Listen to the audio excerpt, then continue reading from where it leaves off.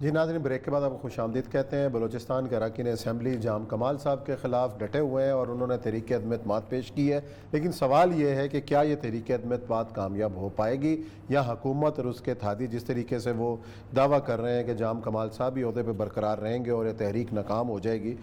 اور یہ سب ہم نے پہلے بھی ذکر کیا تھا کہ بالآخر یہ کیا معاملہ ہے کیا کہ کیوں جام کمال صاحب کے خلاف یہ سارے اراکین ہوئے جو ان کے خلاف تحریک عدم اعتماد لے رہے ہیں۔ یہ بلوچستان میں 24 سیٹیں اس نے لی تقریباً، ٹھیک ہے، 39 تقریباً آپ کو چاہیے اس میں حکومت بنانے کے لیے۔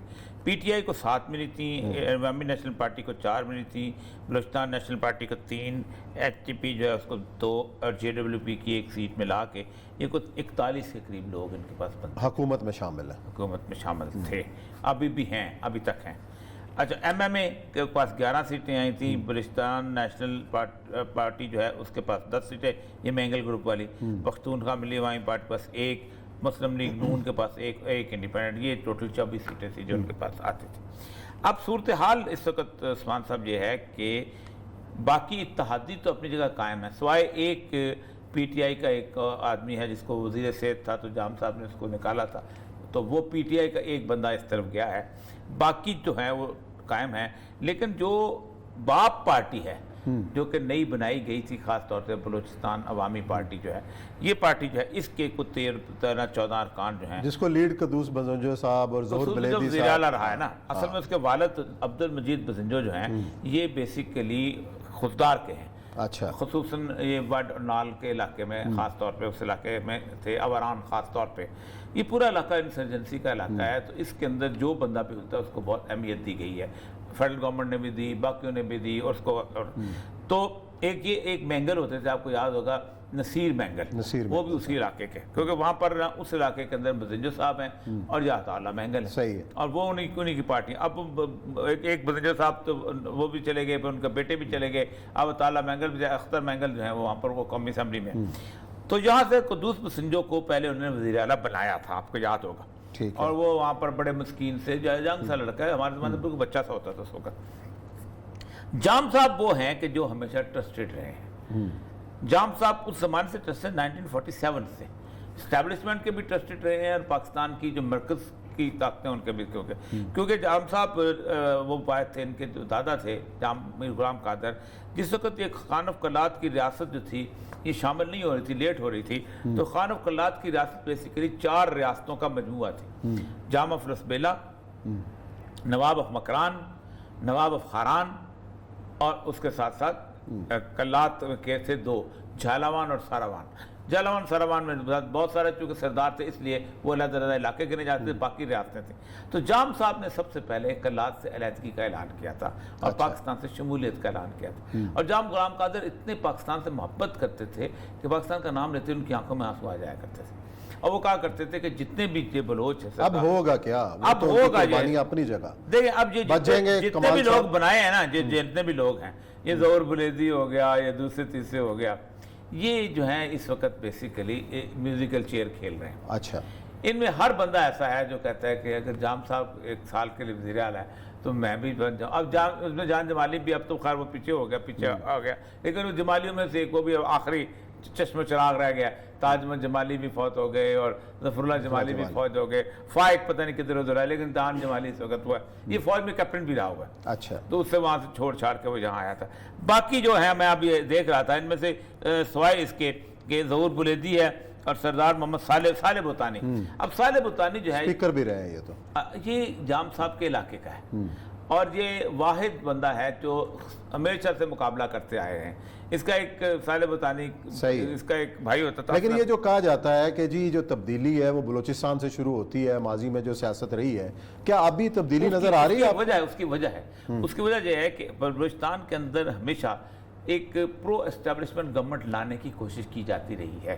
بلوچستان کو ہماری اسٹیبلشمنٹ نے ابھی تک بیسیکلی بحیثیت صوبہ ایکنالج نہیں کیا، اس کو کہتے ہیں یہ بیسیکلی اسٹریٹجک ایریا ہے، اور یہ انگریز کہتا تھا، اور ہم نے بھی اس کو ورثے میں لیا، کچھ چیزیں جو انگریز میں ورثے لی ہیں۔ ڈیورنڈ لائن انگریز کہتا تھا اس طرح تمہارا دشمن رہتا ہے، ہم نے بھی کہا دشمن رہتا ہے، آج ہم نے اتنی بڑی باڑ لگا دی، ٹھیک، اور کروڑوں روپے اربوں روپے خرچ کر دیا۔ پھر انگریز کہتا تھا کہ یہ اسٹریٹجک ایریا ہے، روس کو روکنا ہے، فلانے کو، ہم نے بلوچستان میں بھی ہمیشہ کبھی بھی اس کو پروونس کا درجہ نہیں دیا انگریز نے. ایک خان آف کلات کے ساتھ ایک ریزیڈنٹ مجسٹریٹ بٹھایا ہوتا تھا، باقی برٹش بلوچستان ہوتی تھی، وہاں agent to the governor general AGG کو بٹھایا ہوتا تھا. وہ سپریم کورٹ کوئی نہیں ہوتی تھی. آپ اندازہ کریں کہ 1973 تک وہ لوگ پنجاب کے لاہور بورڈ کے ساتھ امتحان دیتے تھے میٹرک کا. تو یہ جو لوگ ہیں نا سارے کے سارے، یہ ہر کوئی ان میں سے چیف منسٹر مٹیریل ہے. اچھا.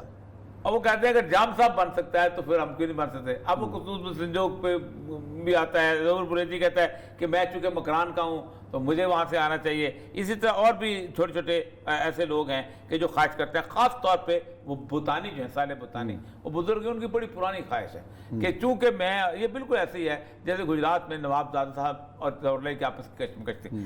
اب ہوگا کیا، پولیٹیکل ڈیسیژن کوئی نہیں ہے، ٹرائبل ہے.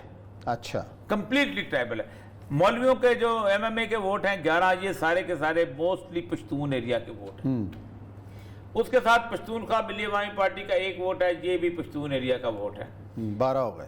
اچھی 12 ہو گئے.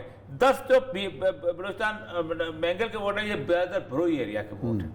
ٹھیک. ایک انڈیپینڈنٹ، ایک مسلم لیگ نون کی تو خیر اس طرح کی کوئی حیثیت ہی نہیں، وہ جس طرح کی وہ ہمیشہ سے کبھی بھی نہیں. وہ یہی مسلم لیگ نون بناتے تھے، یہی مسلم لیگ کاف بناتے ہیں، یہی باپ بنا دیا گیا.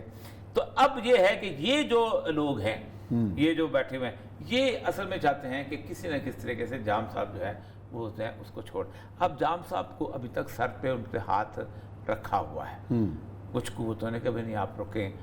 ایک تو ٹھیک ٹھاک آدمی ہیں، دوسرا اگر ان کے اوپر ہاتھ ہے تو وہی ہاتھ ان کو کیوں نہیں سمجھا رہا؟ نہیں، وہ ان کو نہیں، تماشا. اچھا. تماشا چل رہا ہے تماشا. اب دیکھیں نا، پہلے انہوں نے کیا اپنا عدم اعتماد کیا، وہ نہیں ہوئے. اب میں صرف ایک تماشا دیکھ رہا ہوں، اور وہ تماشا جو ہے وہ بڑا عجیب و غریب ہے. جو میری اطلاعات ہے کہ 11 رکن جو ہے نا MNA یہ جو ہیں MMA یہ جمپ نہ مار جائیں. اچھا. یہ پہلے بھی مار گئے تھے. اچھا. مولانا فضل الرحمان اوپر اپوزیشن میں تھے، اور پورے ٹینیور میں گورنمنٹ میں بیٹھی ہوئی تھی MMA کی.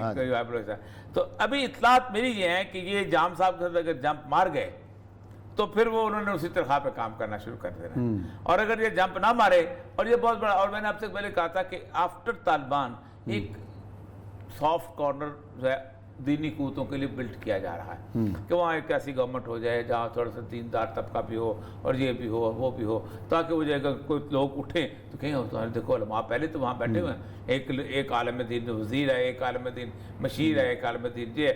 تو وہ اس طرح کی، تو یہ جو ہے تو پھر اصل میں پیچھے رہ جائے گی BNP بینگل صحیح اور وہ لوگ. لیکن اس سارے سینیریو کے اندر میں ذاتی طور پہ اگر پوچھے تو جام صاحب سے بہتر قیادت کوئی نہیں ہے. اچھا جی. جام صاحب شریف النفس آدمی ہے، بہتر آدمی ہے. باقی لوگ بھی وہاں بھی بلوچستان میں نا کوئی تبدیلی لانے کے لیے آتا ہی نہیں ہے. ویسے ایک دور یہ بھی تھا کہ سارے ہی وزیر تھے بلوچستان کابینہ میں، ایک رکن تھا جو اپوزیشن لیڈر تھا. اسلم رسانی کے زمانے میں یہی تھا، نواب بگٹی کے زمانے میں سب ٹوٹل ایوری باڈی بیکم وزیر. اور وہ بلکہ ہوا یہ تھا کہ ایک محکمے کے تین محکمے بنا کے دے. چلیں دیکھتے ہیں کیا ہوتا ہے. اور جام کمال صاحب کے لیے مشکل ہے کہ آسانی ہے، اس کا فیصلہ تو تحریک عدم اعتماد کی کامیابی یا ناکامی پر ہوگا. یا لیتے ہیں بریک کے بعد آئیں گے اور ذکر کریں گے کہ موسم سرما کی آمد اور حکومت کے لیے کیا مشکلات بڑھنے والی ہیں، اس کا کریں گے ذکر بریک کے بعد.